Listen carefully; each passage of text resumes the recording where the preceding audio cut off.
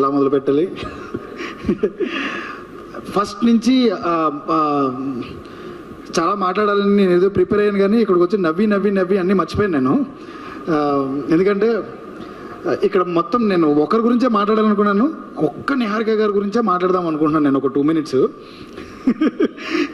ఏం కాదు అంటే నన్ను మొన్న ఈ మధ్యన ఒకరు అడిగారు అనమాట, అమ్మాయి ఇంత ప్రొడక్షన్స్ సినిమా హ్యాండిల్ చేయగలదా అని. నేను పెద్ద ఆయన ఏం అనలేక ఆవిడే చేయగలదండి అని ఒక మాట చెప్పొస్తా.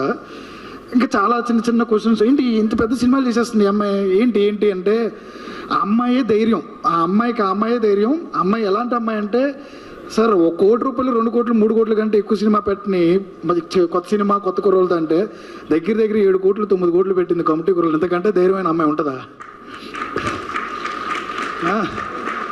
అంటే సినిమా అంటే 1 కోటి రూపాయలనే చేయాలి, నేను ఎక్కడికైనా వెళ్తుంటే అప్పుడు వచ్చిన కంచిపాలెం చేయాలి, పేరు చూపులు చేయాలని చెప్పిన తర్వాత ఇప్పుడు ఇండస్ట్రీలో అందరూ కమిటీ కుర్రోళ్ళు లాంటి సినిమా కావాలని చేయడానికి అంత ధైర్యాన్ని ఇచ్చిన నిహారిక కంటే ఇంకేమన్నా పెద్ద ధైర్యం ఇంకొకటి ఉంటుందా అనిపించింది నాకు.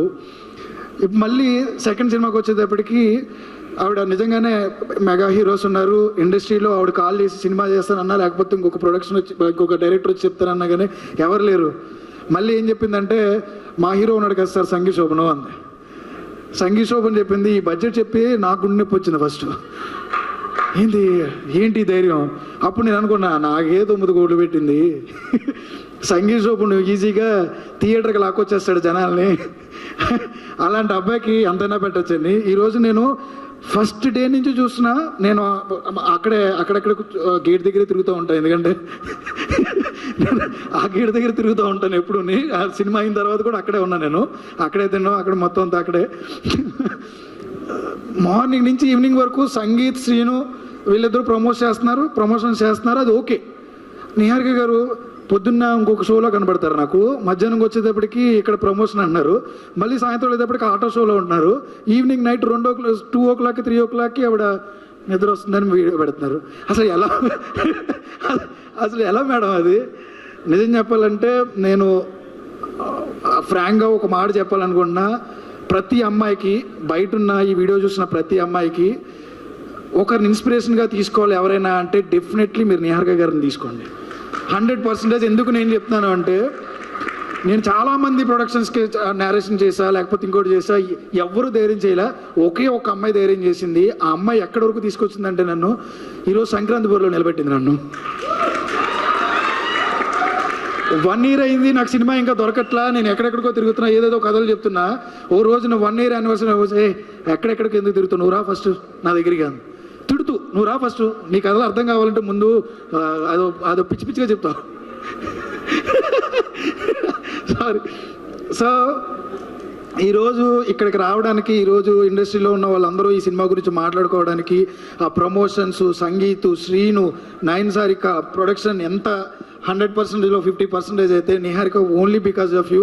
మీరు వల్లే ఈ రోజున ఎంతోమంది కొత్త డైరెక్టర్లు అందరూ నాతో మాట్లాడుతున్నారు, నాకెందుకో పింక్ ఎలిఫెంట్ పిక్చర్స్ నిహారిక గారికి ఒక ఛాన్స్ ఇస్తే నేరేషన్ చేయొచ్చా అని. రమేష్ గారు మీకు ఎప్పటి నుంచి ఎన్నో కాల్స్ వస్తూ ఉంటాయి, డెఫినెట్లీ కంపల్సరీ చెప్తున్నాను, నిహారిక ప్రొడక్షన్, నిహారిక కొనిదెల గారి production, pink elephant pictures is a place for new comers, it's a place for new artist, new directors, new technicians.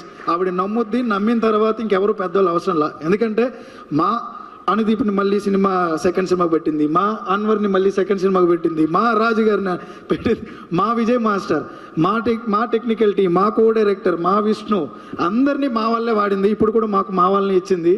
ఎక్కడా కూడా ఆవిడకి పెద్ద పేర్లు అవసరం లేదు. ఆవిడకి కావాల్సింది మంచి పని మాత్రం చేసే టెక్నీషియన్స్.